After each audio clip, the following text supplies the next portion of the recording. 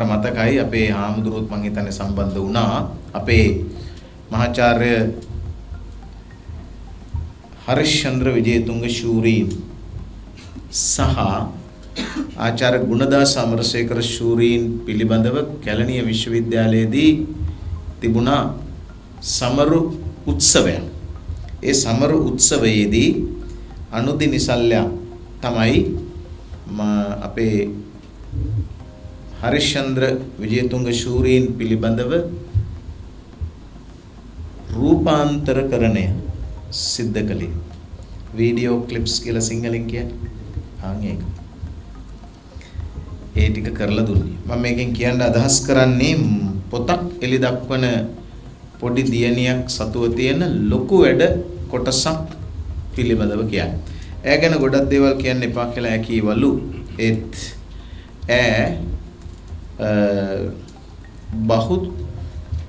බහුසක්්‍යතාවන්ගෙන් පිරිච්ච දියණියක්. ඇයට හොඳට ලියන්න පුළුවන්. ඇයට හොඳට කතා කරන්න පුළුවන්. ඇයට හොඳට කැමරාව හුරුයි. නිසල ඡායාරූප වගේම සසල සේයාරූප ඇයට හොඳට හුරුයි. ඒ වගේම පරිගණකයේහි දක්ෂයි. මේ සියල්ලම නිර්මාණශීලීව කිරීමේ හැකියාවක් තියෙනවා. කලාව කියලා කියන්නේ මොකක්ද? කවියක් වෙන්නේ කොහොමද කලාවක්? හරියට බැලුවොත් කලාවක් නැති තැනක් නැහැ. අපි ගාව වචනයක් තියෙනවා කලා ශිල්ප කියලා. ඒ වචනේ වැරදි. කලා කියන්නේ ශිල්ප නෙමෙයි. ශිල්ප කියන්නේ කලා නෙමෙයි. කලාවක ශිල්පයක් තියෙන්න පුළුවන්. ශිල්පයේ කලාවක් තියෙන්න පුළුවන්. ශිල්පයක් නැති කලාවක් තියෙන්නත් පුළුවන්. කලාවක් නැති ශිල්ප බොහෝම තියෙනවා. දැන් ශිල්ප සහ කලා කියලා කියන්නේ එකක් නෙමෙයි දෙකක්. ඒ තිබිය යුතු දෙකම. උදාහරණයක් වශයෙන් ගත්තොත් එහෙම මේ මම කතා කරන කතිකාසනය. මේ කතිකාසනය හදන්නේ ශිල්පියෙක්. ශිල්පියා තමයි මේ ලීය වද්දන විදිහ, ලීය කපන විදිහ, ලීය රවුම් කරන විදිහ දන්නේ. ශිල්පයක් ඒ. හැබැයි මේක කලාත්මකව කරන්න නම් මේකේ මානකයන් පිළිබඳ ගණිත ඥානය තියෙන්නත් ඕන. ඒකත් ශිල්පයට අදාළ දෙයක්. කලාව කියන්නේ ඒක ලස්සනට කරන එක. වචනයක් කියන එක ශිල්පයක්. හැබැයි ඒක කලාවක් බවට පත් කරන්න පුළුවන්.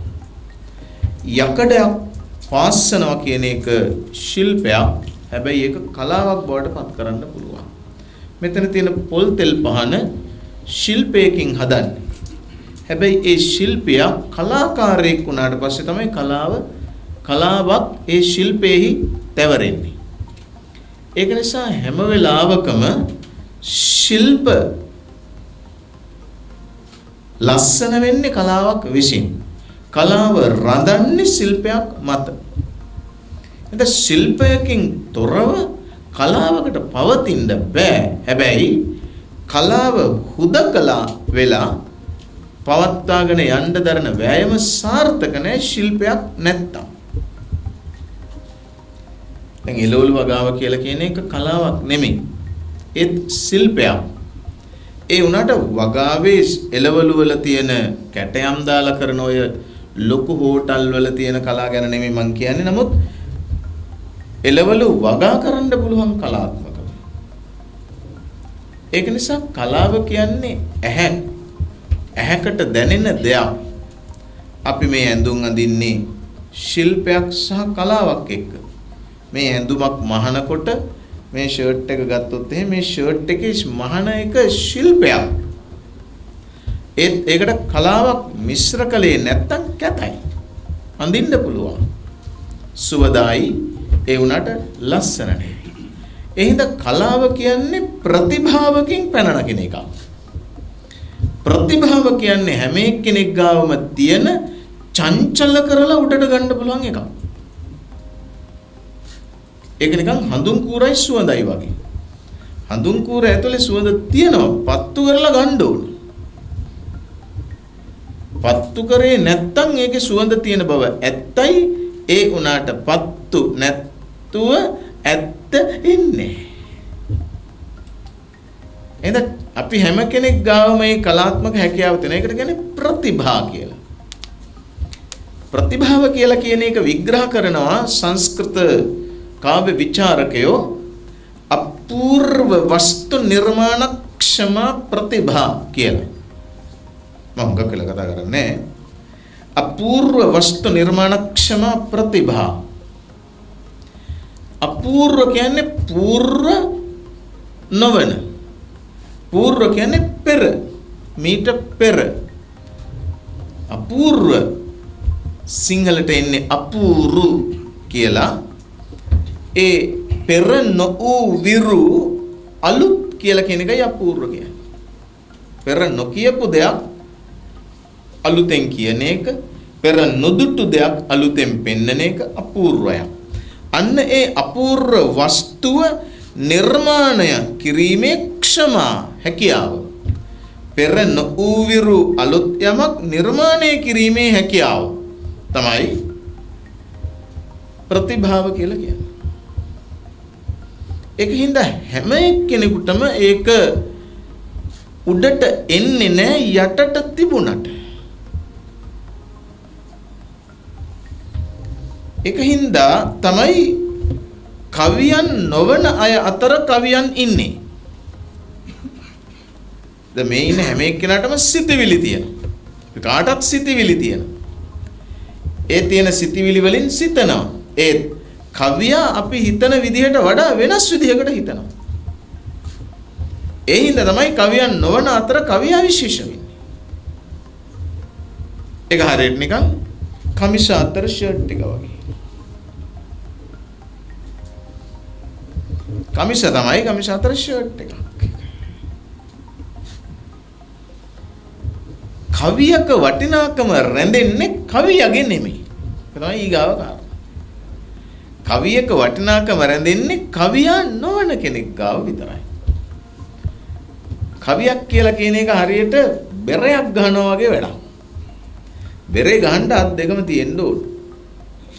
එහෙනම් කවිය නිර්මාණයක් වුණාට වැඩක් නැහැ. ඒකට අදාළ කියවන්නෙක් නැත්තම්. ඒක හරියට පාරිභෝගිකයා සහ නිෂ්පාදකයා වගේ. කොටින්ම කියනවා නම් කස්ටමර් කෙනෙක් නැති ප්‍රොඩක්ෂන් එකකින් ඇති වැඩක් නැහැනේ. ඒක හින්දා කවියේ වටිනාකම දැනෙන්නේ කියවන්නෙකුට. රටක් හැටියට තියෙන ප්‍රශ්නේ අද අපි මුහුණ දෙන ප්‍රශ්නේ. කලාවට අදාළව රටක් හැටියට මුහුණ දෙන ප්‍රශ්නේ තමයි නිෂ්පාදකයන් සහ නිර්මාණකරුවන්ගේ හිගය නෙමෙයි.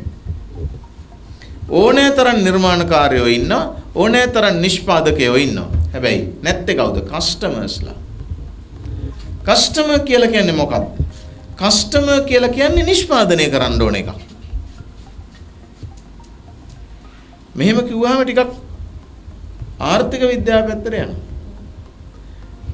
අපි කියන්නේ නිෂ්පාදනය හදන්න ඕන කියලා.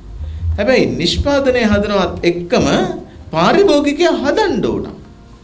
මට මෙන්න මෙහෙම මතක් වෙන අපිට කාරණාවක්.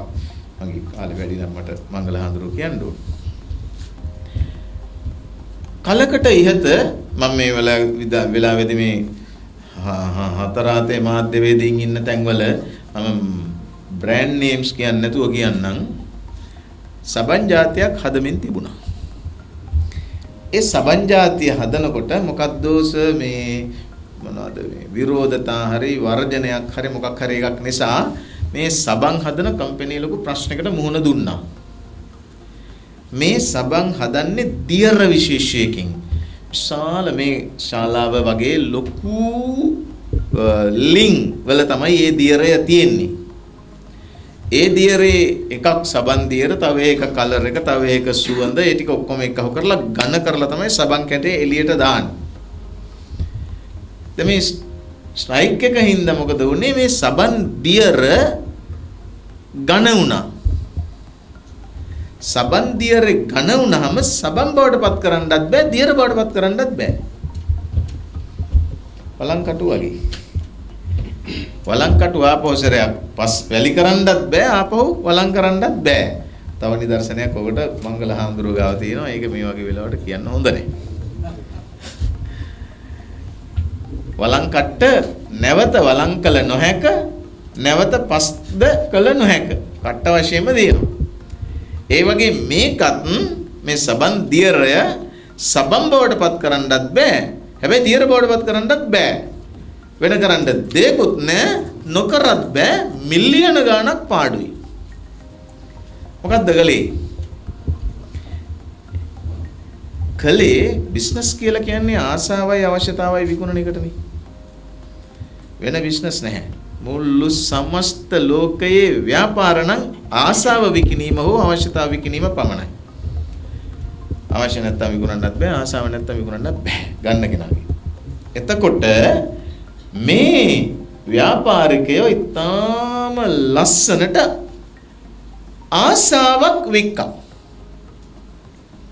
ආසාවක් වික්කා. කොහොමද ආසාව වික්කේ?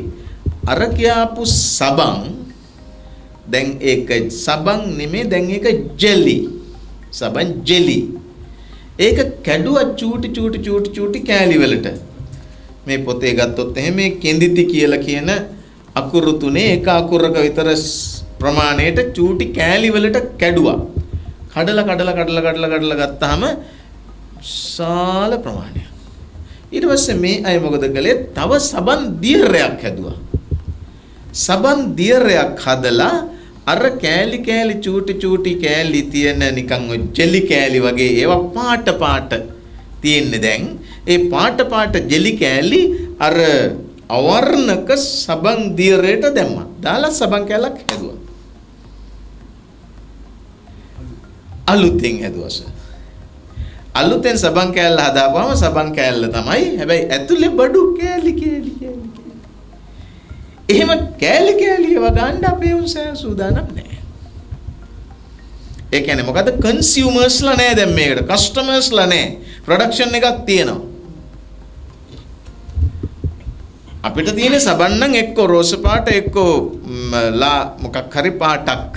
තද පාට නම් ඉතින් ඒක ඇඟේ ගන්න නෙමෙයි සුරදි හොදන්න වගේ. මේක පොඩි සුවඳකුත් ආව ටිකක් වෙනස් සුවඳක් එන්න හදලා මොකක්ද දන්නවද? ඇඩ්වර්ටයිස් කළා. රූපවාහිනී රූපවාහිනී වල ගුවන්විදුලි දැම්මේ නෑ ඒක. රූපවාහිනී සහ පත්තරවල. ඒ කියන්නේ දෘශ්‍ය මාධ්‍ය දැන්වීම් කරණය පමණක් පාවිච්චි කරා. විෂුවල් ඇඩ්ස් පමණක් ඒකට දැම්මා. මොකක්ද ඒක දාපු වාක්‍යය? ඒක තමයි මම කියන්නේ මේ වික්කේ ආසාව. එක වාක්‍යය දැම්මේ. රුවැත්තියන්ගේ රුව වඩන සබන්. රුව නැති අයගේ නෙමෙයි. ලස්සන අයගේ ලස්සන වැඩි කරනවා.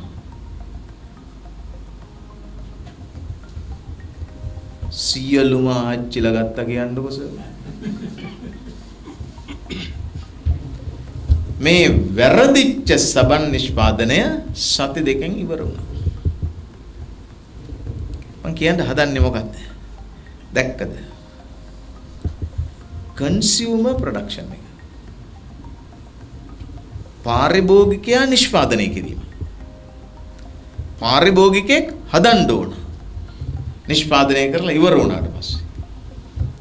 එහෙම නැත්නම් නිෂ්පාදනයත් එක්ක පාරිභෝගිකෙක් හදන්න ඕන. ප්‍රශ්නේ මොකක් ගැනද කතා කරන්නේ? මේ වගේ පොත් ලියන්න ඕන තරම් අය ඉන්නවා වෙන්න පුළුවන්. කවි කල්පනා තියන අය ඉන්නවා වෙන්න පුළුවන්. මගේ සාමාන්‍ය ස්වභාවයක් තමයි පත්තරයක් ගත්තාම ඉස්සරලාම කියවන්නේ කවි පිටුව කියවන්නේ. දෙවෙනියට කියවන්නේ ක්‍රීඩා පිටුව. කවි පිටුව කියවන්නේ හොඳටම තේරෙන හින්දා. ක්‍රීඩා පිටුව කියවන්නේ තේරෙන හින්දා නෙමෙයි ආසා හින්දා. බැරි එක කියවන්න හරියන්නේ. එහෙම පත්තර කියවන්න බලාපුවහම බොහෝ වෙලාවට කියවන්න අමතක වෙලා බැරි වෙලා තියෙන්නේ පළවෙනි පිටුව. headlines. මට හිතෙනවා මේ රටේ ඉන්න කවියන්ගේ කවි බොහෝ දිනාට තේරෙනවා නම් රට තියෙන්නේ මෙතන නෙමෙයි කියලා. වැඩියෙන්ම විකිනෙන්නේ බණ පොත්. අඩුවෙන්ම විකිනෙන්නේ කවි පොත්. ලංකාවේ වැඩියෙන්ම අහන්නේ බණ. අඩුවෙන්ම තේරෙන්නේ සින්දු. වැඩියෙන්ම අහන්නේ බණ. අහනවා කියන්නේ තේරෙනවා කියන එක නෙමෙයි. බණ අහන්නේ බොහෝ වෙලාවට මම බණ අහනවා යයි වෙන එක්කෙනෙකුට ඇහෙනාසෙමයි. බණවල තේරෙන්න දෙයක් නැහැ. මොකද ඒක තේරෙන්නේ නැහැ. සමහර කියන අයට තේරෙන්නේ නැහැ. හැබැයි සින්දු තියෙන්නේ එහෙම එකකට නෙමෙයි. සින්දු තියෙන්නේ තේරෙන්නමයි. මම කියන්න හදන්නේ රසපූර්ණ නිෂ්පාදනයක වටිනාකම තියෙන්නේ රසඥතාව තියෙන සමාජයක පමණයි. ඇයි ලංකාවේ චිත්‍රපටි අඩු? ලංකාවේ චිත්‍රපටි අඩු. චිත්‍රපටි තේරෙන මිනිස්සු නැහැ. එතකොට ඔය තියෙන ඒවා තේරෙන්නේ නැද්ද? ඒවා තේරෙන්න ඕනේ නැහැ. ඒවා චිත්‍රපටි නෙමෙයිනේ. චිත්‍රපටියක් කියලා කියන්නේ සෙලෝලයිට් කැමරාවකින් සෙලෝලයිට් මොකද්ද මේ පටි ටිකක් මෙහෙම යවනකොට කවුරු හරි මොනවා හරි කරනවා පේන එකට නෙමෙයි. චිත්‍රපටියේ කලාවක්.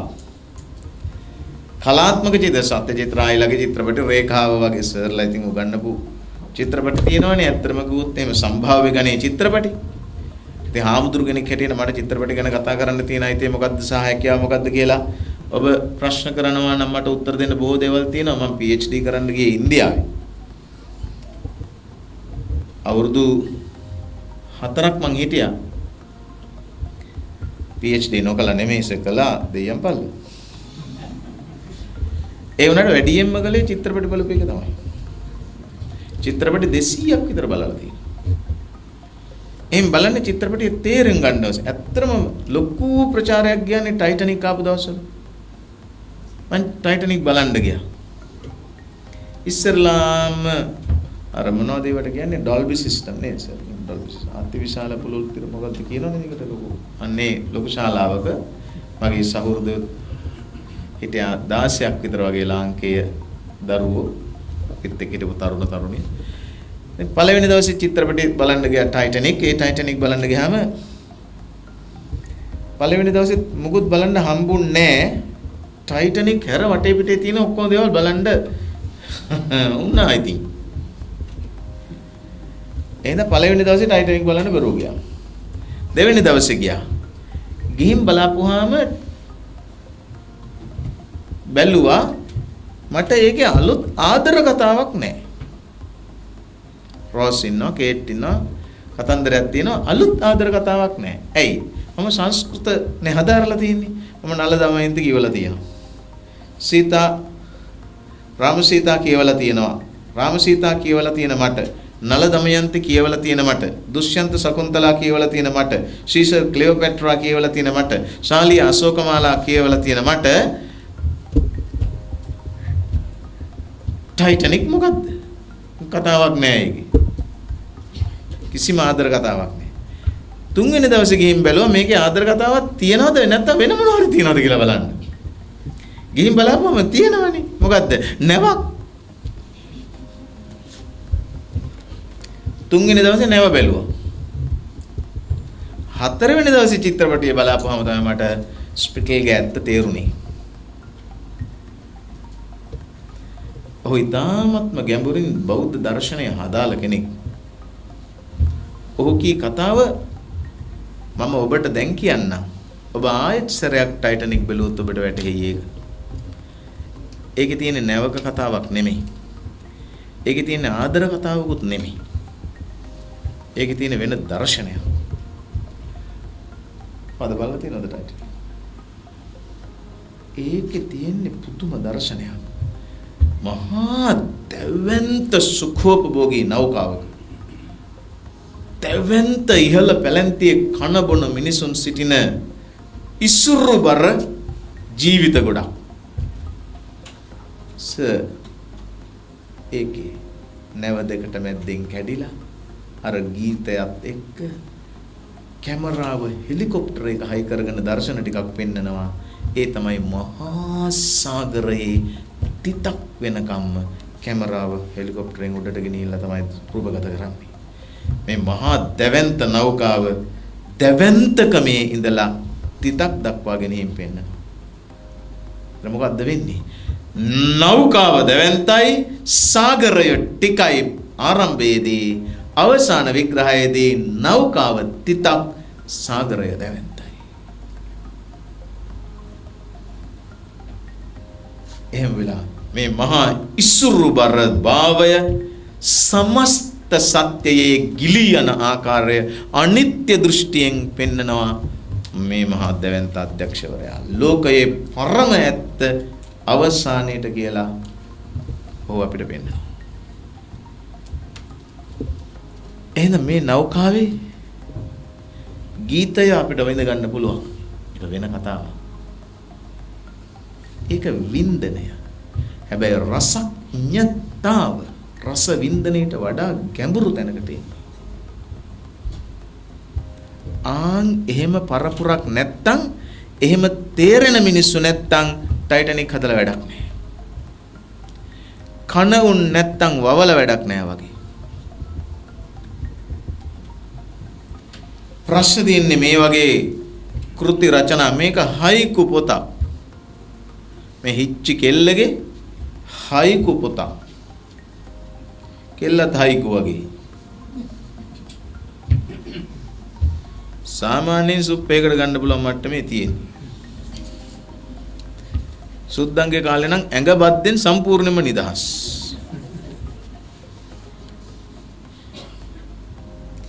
මේක කියනවා මේ කවි කිව්වට මේ මුද්දර සයිස් පොතක් ගහුවත් ඇති ඇත්ත වශයෙන්ම කොහොද එච්චරට චූටි කෑලි තියෙන්නේ. බෝ කොළවන් උන් අතර හිස් කොළ නොවන්නට කාබන් කොළ යට හිඳිමි.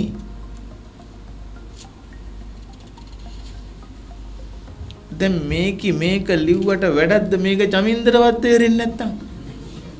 චමින්ද ගැන උන්ගේ තාත්තා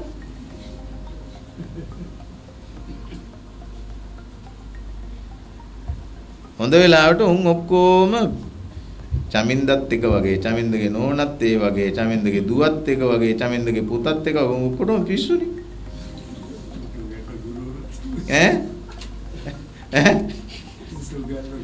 උන්ට උගන්න ගුරුවරුන්ට ඊට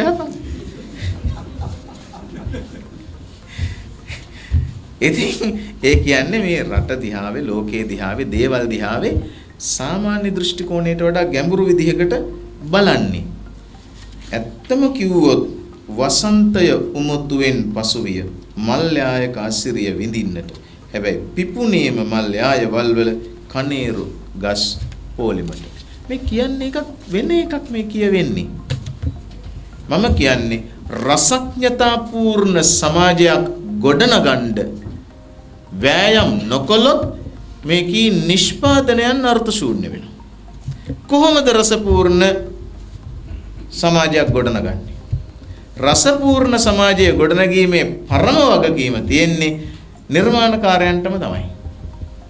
ඒක මෙන්න මේ වගේ. කැඳ විකුණන්න බැරි බව මම හොඳට දන්නවා කසිප්පු තරම්. ඒක හොඳටම පැහැදිලි. කසිප්පු වික්කහම එන ඉල්ලුමට වඩා කැඳ විකුණපුවාම එන ඉල්ලුම අඩුයි. එහෙම හින්දා කරන්න ඕන කසිප්පුම පෙරණ එකද?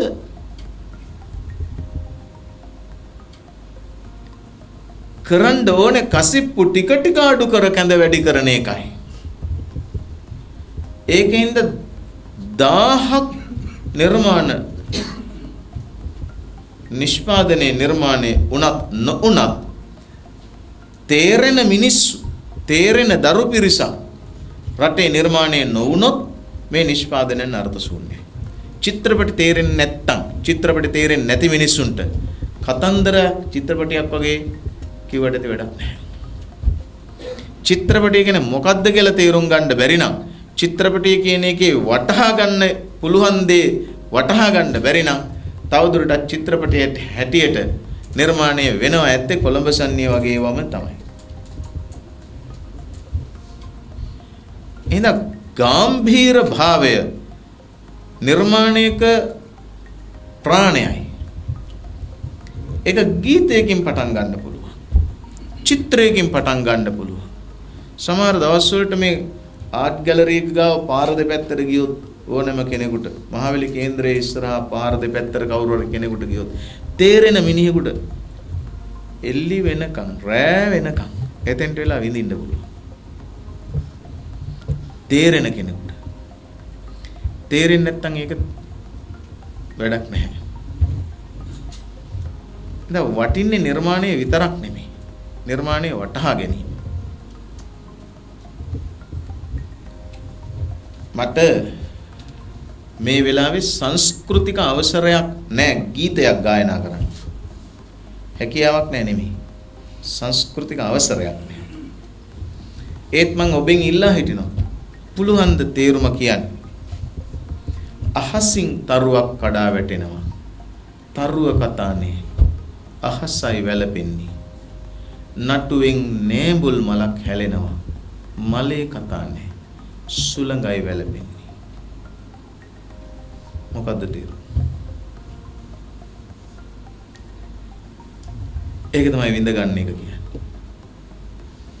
අහසින් තරුවක් කඩා වැටෙනවා. තරුව කතානේ. කවුද ගායනා කරේ? මාල්නි බුලසිංහ. ඕ අනුලා. මට මතක නැහැ කවුද. මාල්නි බුලසිංහ. අහසින් තරුවක් කඩා වැටෙනවා. තරුව කතානේ අහසයි වැළපෙන්නේ.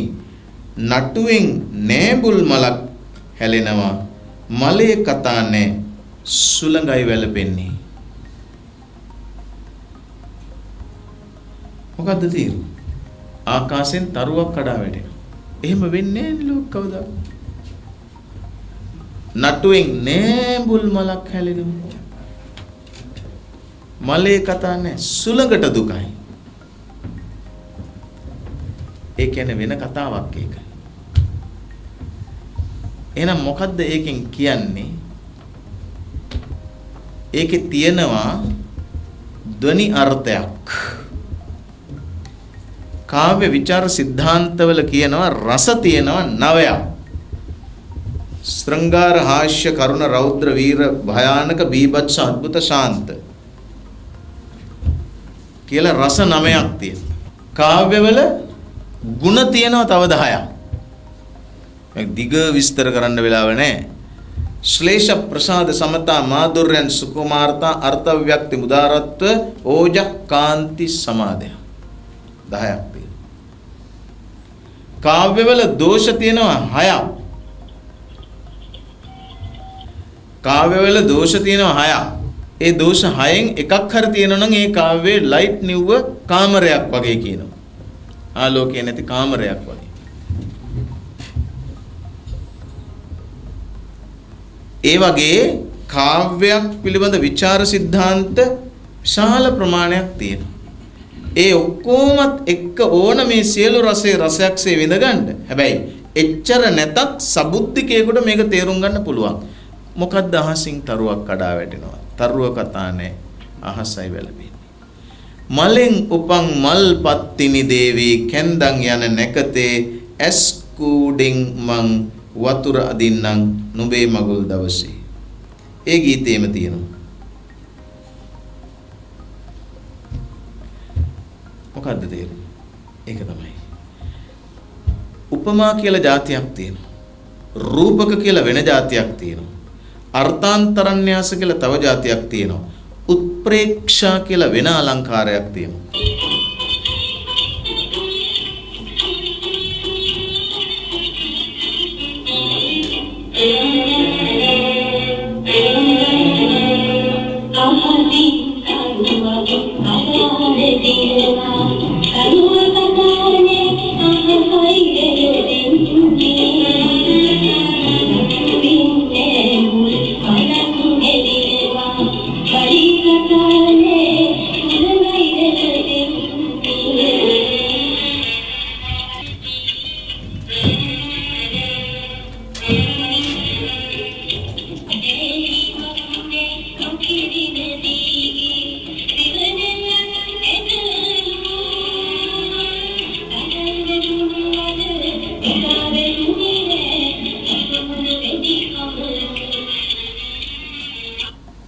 පෑහීමක් නැහැ නොකරන දීගේ හෙවණැල්ලත් ඇදලු.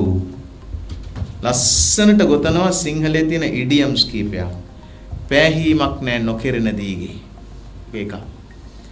නොකරන දීගේ හෙවණැල්ල ඇදයි. ඒක වෙන එකක්.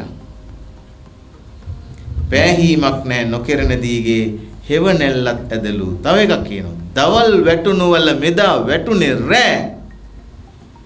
ඒක වෙන ඉඩියම් එකක්. දවල් වැටිච්ච වෙලේ රෑ වැටෙන්නේ නැහැ කියලා කියන එකයි රෑ වැටිච්ච වෙලේ දවල් වැටෙන්නේ නැහැ කියලා කියන එකයි දෙකක්. මෙයා කියන්නේ දවල් වැටිච්ච වෙලේ රෑ වැටෙන්නේ නැහැ කියලා නෙමෙයි රෑ වැටුණු වෙලේ දවල් වැටුණා කියලා. මෙදා වැටුනේ රෑ. දවල් තමයි වැටිලා තියෙන්නේ. මෙදා වැටුනේ රෑ. තව ඉඩියම් එකක් තියෙනවා. හිත හොඳ වැඩිකම ලූ කියලා. ඒක වෙන එකකයි වෙන එකක්. හිත හොඳ එනම් මොකද්ද වෙන්නේ? හිතෝ දාම්මණ්ඩි හැමදාම ඉතින් සර් කියන්නේ හැමදාම ඉතින් ලූ. ඉතින් කියලා නෙමෙයි ඒකේ තියෙන්නේ. ඒතර ඉඩියම් හතරක් එකතු කරලා මෙයා කියනවා පෑහීමක් නැහැ නොකරන දීගේ හෙවණැල්ලත් ඇදයි. මොකක් හරි දීගයක් ගැන කියන බව පේනවා. දීගේ හෙවණැල්ලත් ඇදයි මේක කෙරෙන්නේ නැති වැඩක් කෙරෙන්න වෙලා වගේ කියනවා. දවල් වැටුණු වල මෙදා වැටලා තියෙන්නේ රෑ. ඒ කියන්නේ මුන්ද මොකක් හරි එකක් කරගෙන ඒක කරගෙන කියලා කියන එකේ තේරුම හරිනම් වෙලා තියෙන්නේ රෑ වැටිච්ච වෙලේ දවල් වැටෙන්නේ නැහැ. නොදැන කරපු වැඩේ නොදැන හින්දා තමයි රෑ වැටුනේ. ආපහු දවල් වැටෙන්නේ නැහැ. දවල් වැටිච්ච වෙලේ රෑ වැටෙන්නේ නැහැ. දැන් මෙයාට වෙලා තියෙන්නේ රෑ වැටිච්ච වෙලේ දෙවෙනි පාරට දවල් වැටිලා. ඒ අය ඔක්කොම වෙලා තියෙන්නේ හිත හොඳ වැඩි කමනේ. දැහුවා කිව්වා. මද අතරමඟදී කමන්නේ නැද්ද කිව්වා. නැහැ කිව්වා.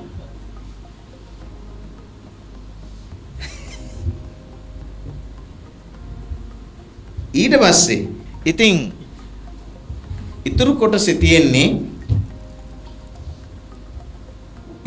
තියෙන්නේ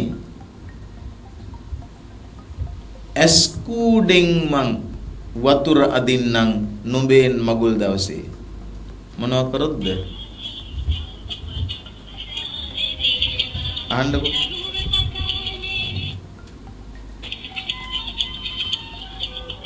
අන්තිමේට කියන්නේ මොකද්ද කියලා?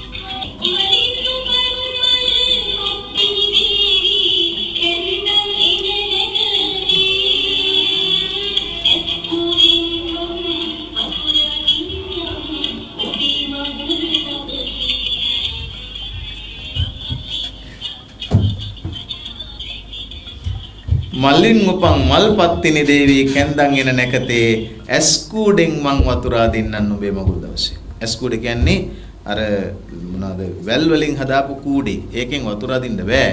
මැණික් කරන ඒවා. එයා අභියෝග කරනවා මං ඇස්කූඩෙන් වතුරා දෙනවා. උඹ මල්පත්තිනි දේවියක් වගේ කැන්දන් ආවොත්. දැන් මේ කියන්නේ වෙන කතන්දරයක්.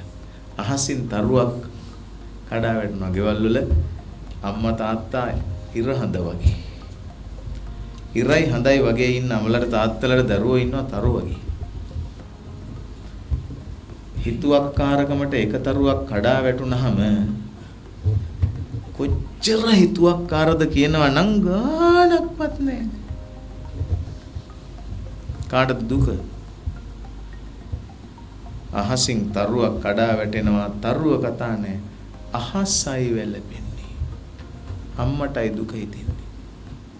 නටුවෙන් නෑඹුල් මලක්. තේරෙනවනේ එතකොට නෑඹුල් කියද්දි මොකද්ද කියලා? මලට ඒ දුකක් දැනෙන්නේ. සුළඟට දුකයි. මං හින්දාද මේ කරදරේ කරගත්තේ කියලා. මේක තේරෙන්නේ නැත්තම් සින්දුවෙන් ඇති වැඩේ මොකක්ද? සින්දුවේ නිර්මාපකයාගේ තියෙන වෑයමට මොකද වෙන්නේ? සින්දුවේ සංගීතඥයා කියන කාරණේ තේරෙන්නේ කොහොමද? ඒ හින්දා මේ කවිවලට අගයක් දෙන්නේ පාරිභෝගිකයන් විසින්. පාරිභෝගිකයා වනාහි කවි පොතක මිලදී ගන්නා නොවේ. රස විඳින්නයි. චොකලට්ටුවක පාරිභෝගිකයා අනුභව කරන්නා මුත් කවිපතක පාරිභෝගිකයන් මිලදී ගන්නා නෙවෙයි රස විඳින්නයි. එතන කතා කරනවා නම් මේ ගැන අප්‍රමාණ වෙලාවක් කතා කරන්න පුළුවන්. එතන කවි තේරෙන මිනිස්සු බොහෝ දේවල් නොතේරුණත් සමස්තය තේරෙන මිනිස්සු. එතන ගීත තේරෙන මිනිස්සු බොහෝ දේ නොතේරුණත් බොහෝ දේ තේරෙන මිනිස්සු. ඒ හින්දා දෘශ්‍ය කලාවක් ප්‍රතිබිම්බ කලාවක් එමත් නැත්නම් චිත්‍රයක් මූර්තියක් කැටයමක් වගේ ප්‍රතිබිම්බ කලාවක් නාට්‍යයක් නැටුමක් වගේ එකක් තේරෙන මිනිස්සු හරි දියුණු මිනිස්සු. කවුරු හරි කෙනෙක් නැටුම් බලන්න ගිහිල්ලා මේක කිව්වට තරහ වෙන්න එපා. ඇත්තටම කිව්වොත් නැටුම් බලන්න ගිහිල්ලා කකුල් අතපය සහ බුරිය නරඹනවා නම් නැටුම් බලලානේ. ඔහු අංගපසංග නිරීක්ෂණය කොට පහත්ම පෙළේ රතිය රාගයක්සේ ගන්නා තැනැත්තෙක්. ශෘංගාරය රසයක්සේ ගන්නා තැනැත්තෙක් නෙමෙයි. උගාක් අය නැටුම් බලන්න ගියාම ඉස්සරහම ෂීට් ගන්නි. ඇයිද කියලා තේරුම් ගන්න පුළුවන් සමහර වෙලාවට. අපේ විශ්වවිද්‍යාලයේ සර් මේකේ නවත්තනවා. යෝග පිළිබඳ හදාරීමක් කරන්න ගියා එක හාමුදුරු කෙනෙක්. යෝග හදාරණ එකේ තවත් එක් ප්‍රතිඵලයක් හැටියට උන්වහන්සේට සිද්ධ වුණා මේ යෝග ව්‍යායාම පන්ති වලට යන්න. යෝගා ක්ලාස් කියලා ඔය ගහලා තියෙන්නේ. උන්වහන්සේ ලියලා තියෙනවා මේ රිසර්ච් එකේ මම තමයි ඒකේ පරීක්ෂකයා බවට පත් උනේ. ලංකාවේ ඉන්න හුඟක් වැඩිහිටි පිරිමි යෝග ව්‍යායාම වලට යනවා කියලා යෝග ව්‍යායාම කරන්න. වැඩිහිටි පිරිමි යෝග ව්‍යායාම කරන්න යනවා නේද කියලා යනවා කියලා ඒක තිබුණා. මම ඒක කියාගෙන යනකොට මට ලොකු සතුටක් දැනුණා. යෝග ව්‍යායාම කරන්න කැමැති බොහොම මේ වැඩිහිටි පිරිමි.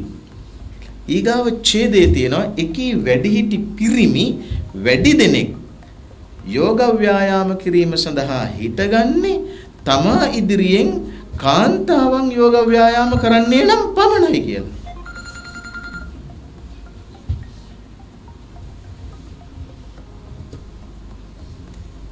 තමන් ඉන්න පෙළියට ඉස්සරහින් ගෑනු කට්ටියක් යෝග ව්‍යායාම කරනවා නම් තමයි මේ පිරිමියා පිටිපස්සේ ඉඳලා බලාගෙන ඉන්නේ.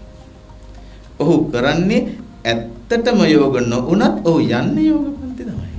බලපුවම ඒවා ප්‍රයෝග. ඒකින්ද ආස්වාදය කියලා කියන්නේ තාමත්ම වටිනා දෙයක්. ඒකට රතිය රාගය නෙමෙයි බ්‍රහ්මාස්වාද කියලායි සංස්කෘතයේහි විචාර කලාවේ කියන්නේ.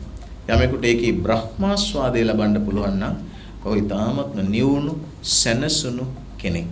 ඉතින් කලාවක් ඇතුලේ රාගයක් නැහැ. ශෘංගාරයක් තියෙන්න පුළුවන්. ශෘංගාරය කියන්නේ රාගයක් නෙමෙයි. ඔබත් දකින මාත් දකින වීනස් පිළිරුව දැක්කහම අපිට රාගයක් එන්නේ. වීනස් පිළිරුව දකින නග්න පිළිරුව ඕන තරම් ඉතාලියේ මහපාරේ දකින්න පුළුවන්. ඔබතුමා දැකලා ඇති. නග්න පිළිරුව ඕන තරම් තියෙනවා. විශ්වවිද්‍යාලයේ වල ඉතාමත්ම දැවැන්ත ප්‍රතිමා තියෙනවා නග්න. කවදාක්වත් රාගික හැඟීමක් එන්නේ නැහැ. මම මුල ඉඳලා අග දක්වා කාමසූත්‍රය කියවපු කෙනෙක් ඔරිජිනල් ටෙක්ස්ට් එක. කාමසූත්‍රය ලියලා තියෙන සංස්කෘත භාෂාවෙන්. මම සංස්කෘත භාෂාව පිළිබඳ ජ්‍යෙෂ්ඨ මහාචාර්ය. අපි උගන්වනවා කාමශාස්ත්‍රය. කාමශාස්ත්‍රයේ කාමසූත්‍රය. කාමශාස්ත්‍රය තමයි කාමසූත්‍රයෙන් කියන්නේ. අබ්බමල් රේණුවකවත් රාගයක් ඇති වෙන්නේ නැහැ. ඒක බ්‍රහ්මාස්වාදය කියන්නේ අංගයකට. එහෙනම් චිත්‍රපට තේරෙන සමාජයක්, කවියක්, ගීතයක් තේරෙන සමාජයක්, චිත්‍රයක්, කැටයමක් තේරෙන සමාජයක්, මූර්තියක්, හඬක් තේරෙන සමාජයක් යන දියුණු සමාජයක්. රටක දියුණුව මනින ප්‍රමුඛ නිදර්ශනයයි රසවින්දන සක්්‍යතාව. නිසල්ය ඇයට සුබ ප්‍රාර්ථනා කරනවා. හිච්චි කෙල්ල තව පොතක් ලියන දවසකට තවත් මාස 12කට මෙහාදී එදා දවසටත් පොත ඉලිදප්පන දවසට මං එනවා. මාස 12කට මෙහා කරන මේ ගිගේ ඊගාව පොතට. ඊළඟට